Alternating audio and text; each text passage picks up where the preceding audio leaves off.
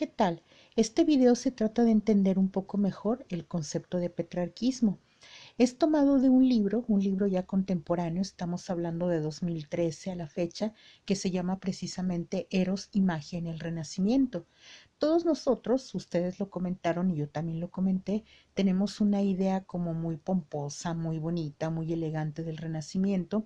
Sin embargo, aquí en este libro de Eros y Magia, el autor hace como una especie de recorrido por lo conocido como las ciencias ocultas, por todos aquellos saberes que no fueron ni tan basados en los clásicos, ni tan basados en como en una visión del mundo muy antropocéntrica del Renacimiento, sino de algunos otros elementos.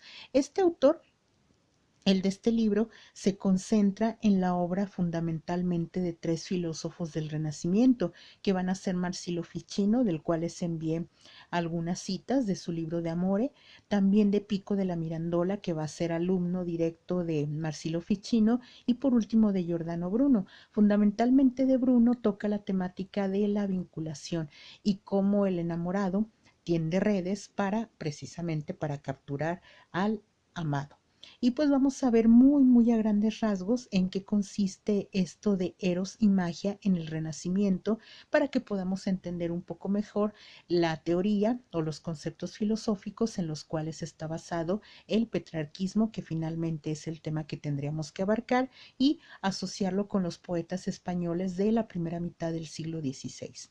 Y avanzamos. Primero existe un concepto un poquito complejo que elaboran los filósofos del Renacimiento y que se llama aparato neumático. El aparato neumático, ¿qué quiere decir? Estaría compuesto por tres partes. Durante la antigüedad clásica, sobre todo en la obra de Platón, en la obra de Aristóteles, encontramos que el ser humano es un ser bipartita. Esto quiere decir que estaría formado por un cuerpo y por un alma. Sin embargo, durante gran parte de la Edad Media hubo una discusión: ¿quién conecta el alma con el cuerpo? Y los filósofos del Renacimiento creen haber encontrado la respuesta y nos hablarían de un aparato neumático, que es precisamente esta forma de comunicarse del cuerpo y del alma, y el mediador para esta comunicación es algo conocido como espíritu. Ahorita les comento qué es esto de espíritu. El aparato neumático, según como estaría definido aquí, el cuerpo abre al alma una ventana al mundo a través de los órganos de los sentidos, cuyos mensajes llegan al corazón, quien se encarga de codificarlos de forma que sean comprensibles.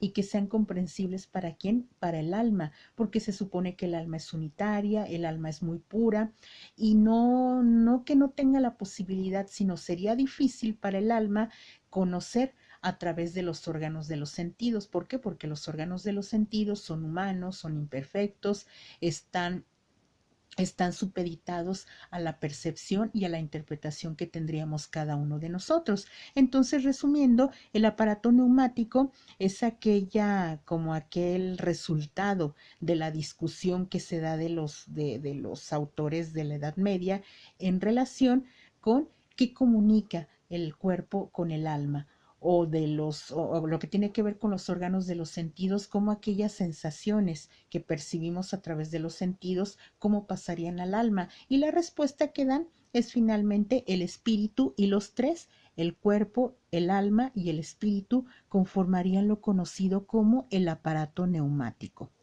Ficino, del que ustedes leyeron ahí unos fragmentitos en el material que les pasé, tiene un libro llamado Teología Platónica. En esta teología platónica se desprendería uno de sus libros principales, que se llama De Amore, y De Amore va a ser el comentario a El banquete de Platón.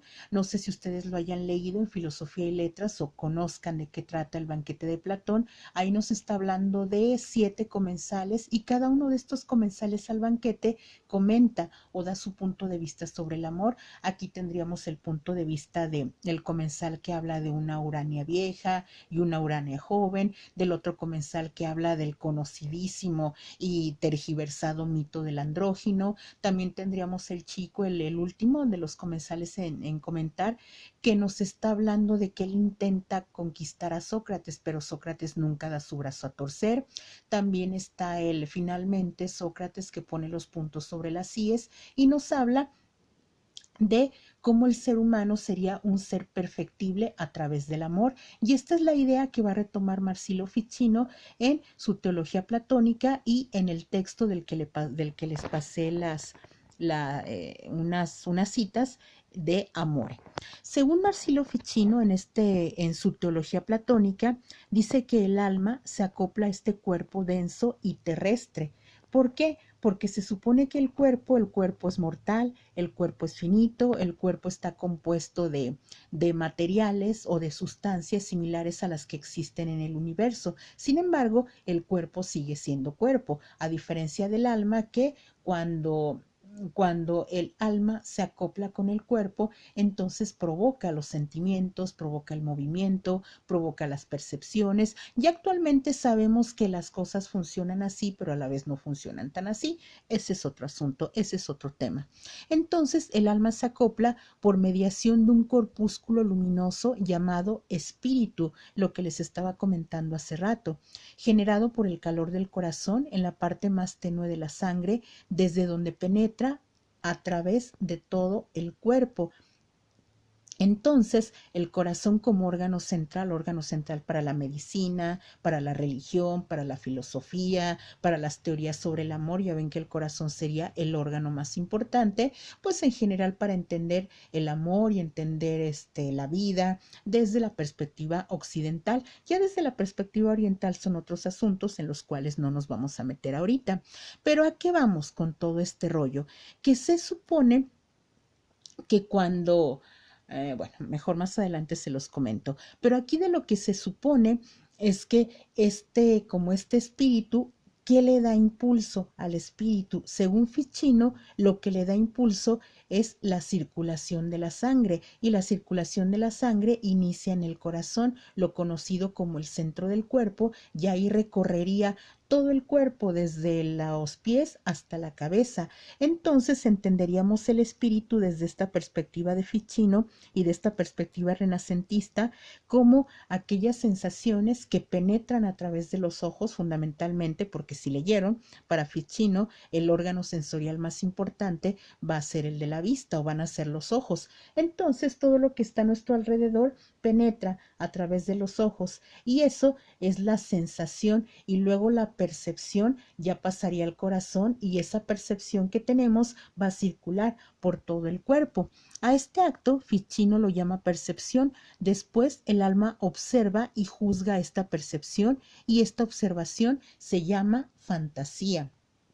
De ahí que si leyéramos todo el texto, de Eros Imagen, el Renacimiento, la persona amada, por ahí se pregunta Ficino, bueno, la imagen de la persona amada es muy grande y no cabe toda completa en el cuerpo del amante. Entonces nos habla de que esta persona se le denominaría el fantasma o la fantasía de la persona amada, ya que su imagen entró por nuestros ojos y se clava directamente en el corazón. De ahí viene, o es como uno de los fundamentos de lo conocido como las flechas de Cupido, que las flechas penetran de forma directa en el corazón, y ahí es como se clavaría o como se pintaría la imagen de la persona amada, y ahí va a quedar para siempre.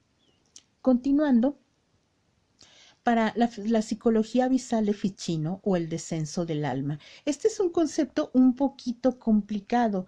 ¿A qué me refiero con un poco complicado? Que está relacionado con el punto de vista antropocéntrico que van a tener durante el Renacimiento.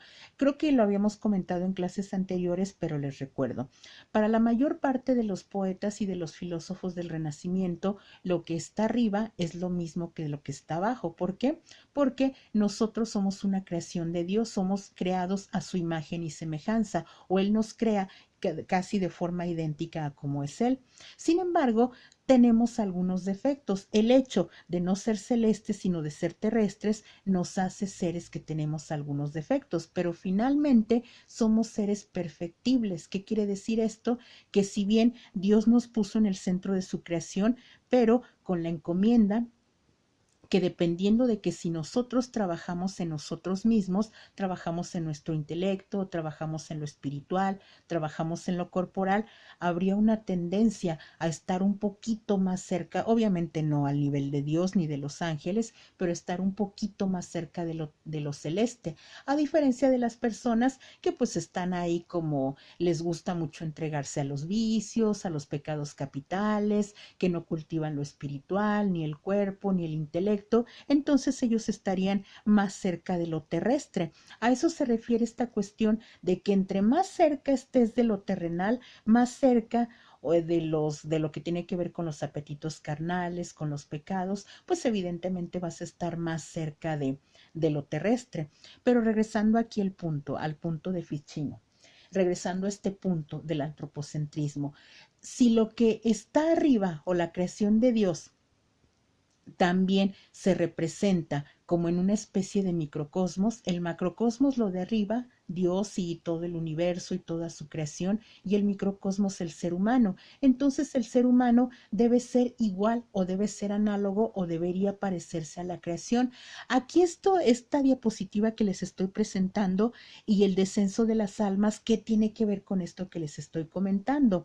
Que se piensa o se creía durante el Renacimiento en la existencia de 7 planetas. Entonces estos 7 planetas estaban arriba o por encima de los seres humanos, y como todo lo que está arriba o el macrocosmos corresponde a un microcosmos, el ser humano, en este caso la mujer, que es donde se aloja el futuro ser humano, su matriz también tendría estos 7 compartimentos, y cada uno de esos compartimentos o cada uno de esos espacios de la matriz corresponderían a un planeta. Entonces, dependiendo donde se alojara el embrión, una vez que se ha producido la concepción, dependiendo del compartimento en el cual se aloje, y si ese compartimento es el de la Luna, o es el de Saturno, o es el de la Tierra, o es el de Marte, la persona, en cuanto nace, va a adquirir carácter, bueno, ya desde que es concebido, pero se notaría más cuando nace y cuando se hace adulto, tendría características de ese planeta. Si, por ejemplo, en mi caso yo fui alojada en lo que tiene que ver con el Sol, entonces mis características van a estar más relacionadas con lo solar. A eso se refiere esta diapositiva de el descenso del alma. Aquí nos dice que las almas descienden a los cuerpos desde la Vía Láctea, o sea, las almas están en un lugar. Ya en los primeros siglos del cristianismo, Plotino nos había hablado de esta región conocida como el uno fundamental, y en ese uno es donde están las almas, y las almas, cuando Dios así lo decide o así lo dispone, hace que bajen, y esas almas al bajar van a obtener los dones de los planetas. O sea, un alma entre más alta esté, evidentemente en su bajada va a obtener más dones, pero si se trata de un alma que está como en medio o está abajo, al momento de descender, su descenso va a ser más rápido, entonces va a obtener menos dones. Aquí también nos habla que la matriz, lo que ya les comentaba, al estar hecha imagen y semejanza del macrocosmos o del universal, tiene 7 compartimentos que reciben el semen y en los cuales queda impresa la figura humana. Estas divisiones corresponden a los 7 planetas que influyen en el desarrollo del embrión. Y hay algo muy interesante que tiene que ver con la creación poética y con el artista, sobre todo como se entendía en el Renacimiento, de que los artistas, la mayoría de ellos, eran unos inspirados de Saturno o por Saturno. Para estos tiempos, para el siglo XVI, el planeta más lejano que se conoce es Saturno, aquel el de los anillos. Entonces, las almas que descienden de Saturno son las más viejas, son las más elevadas, y al momento de descender reciben los dones de los otros planetas que se conocen para esta época. Esto los hace más sabios, esto los hace artistas, incluso siendo jóvenes ya comparten algunas características que pues tienen que ver con el planeta Saturno.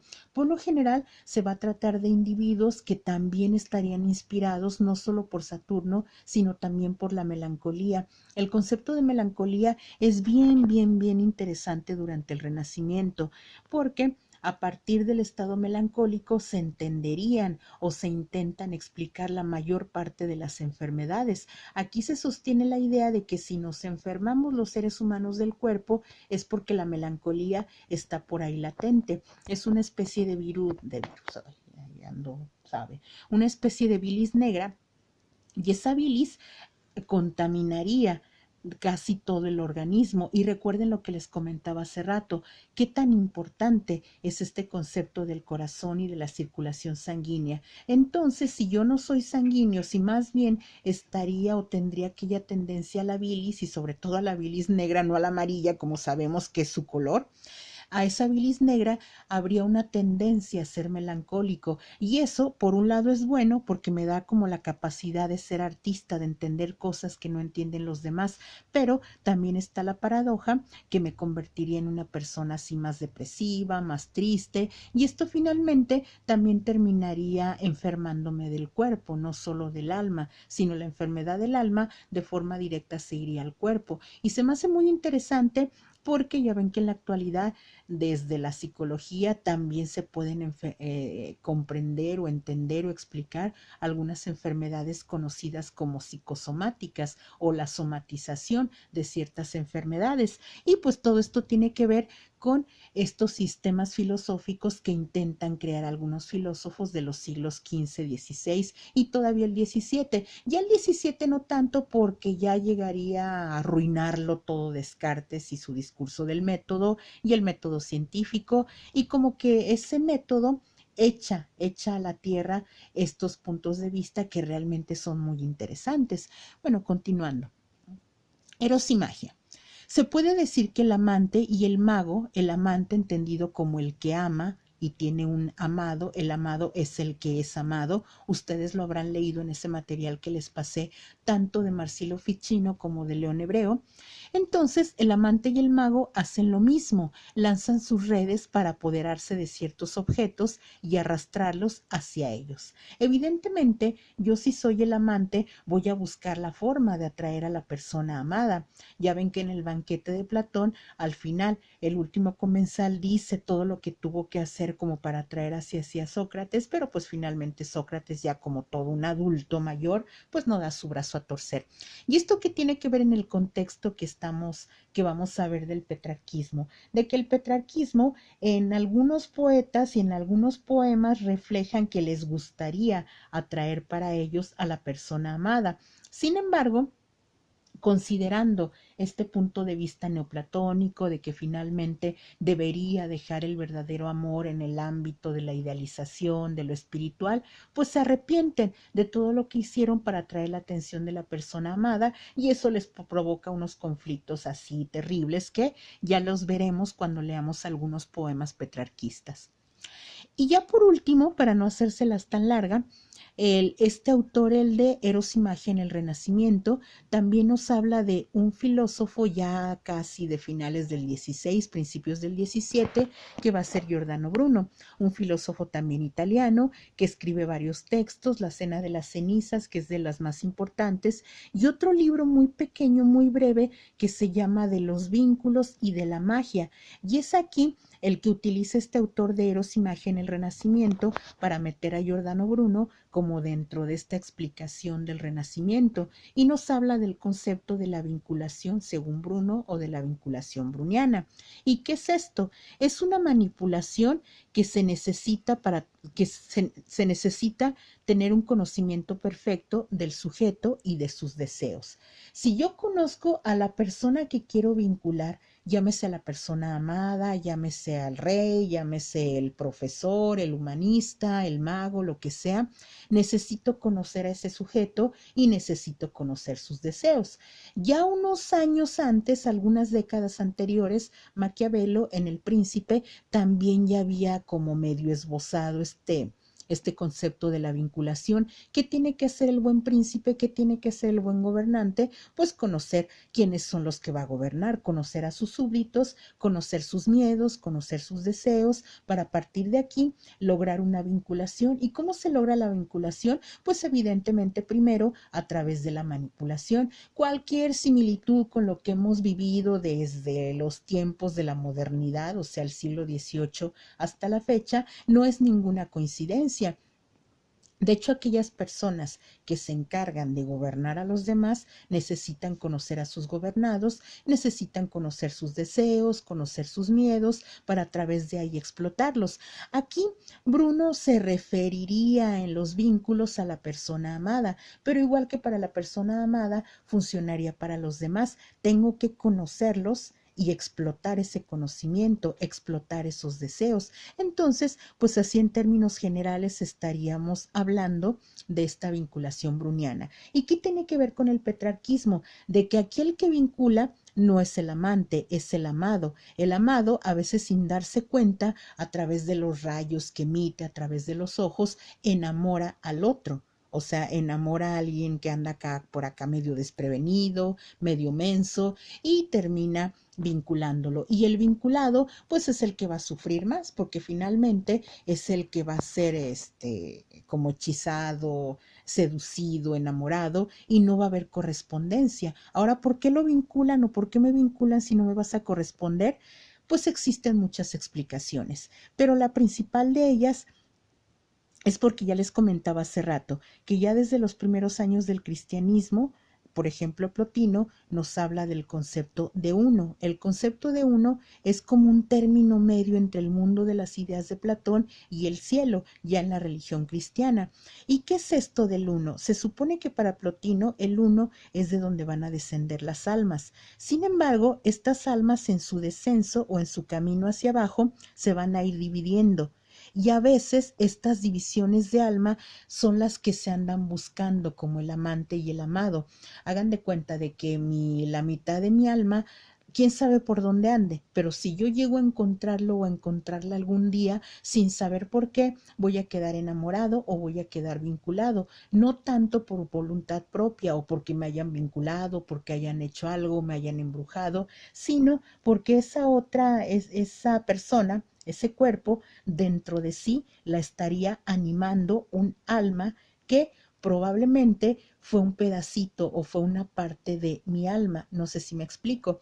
Esos conceptos los encontramos así, no perfectamente bien, pero sí los encontraríamos esbozados en el Fedón o del alma, que es uno de los diálogos de Platón, donde ahí Sócrates ya tiene que beber la cicuta y tiene que suicidarse porque así es como se lo están mandando, y él dice que no hay ningún problema porque finalmente su cuerpo va a morir, pero su alma va a quedar por ahí, va a beber del río del olvido y va a regresar al mundo de las ideas, y este regreso al mundo de las ideas equivale a lo que ya Plotino en los primeros años del cristianismo dijo que era el retorno al uno. En cuanto muere el cuerpo, el alma regresa, bueno, primero bebe de las aguas del río del olvido y posteriormente retorna o posteriormente regresa al lugar de donde fue aventado. Sin embargo, ya, ¿cómo les diré?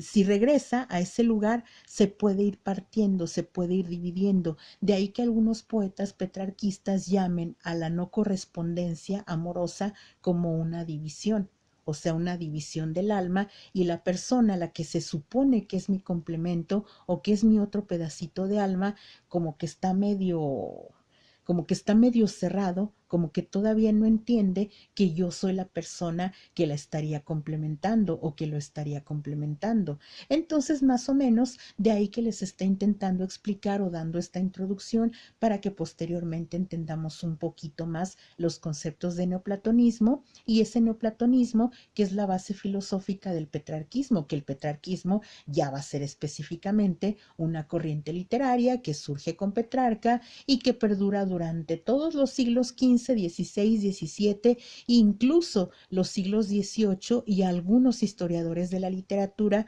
nos hablan de que ya el romanticismo o el concepto, los conceptos de amante y de amado que se van a esbozar durante el romanticismo, también arrastran un poco de este concepto petrarquista, que pues finalmente es lo que veríamos tanto la clase del jueves y del viernes para matutino y vespertino, respectivamente, y para las siguientes clases, pues ya lo asociaríamos con los poetas españoles de esta primera mitad del siglo XVI, que como ellos eran muy sofisticados, leyeron de forma directa a Petrarca, lo leen en italiano y ellos también componen un cancionero y estos cancioneros van a tener ciertas características, pero en cuanto al concepto neoplatónico, el concepto de amor, sí tiene que ver con este concepto que van a elaborar los filósofos, sobre todo Marsilio Ficino, León Hebreo, como también les pasé el material, y Giordano Bruno. Pico de la Mirandola no tanto, él más bien nos habla de las correspondencias terrestres y celestes, pero en cuanto a elaboración del amor, él no está de acuerdo con este tipo de amor, pero ese es otro asunto que a lo mejor desafortunadamente no alcanzamos a ver.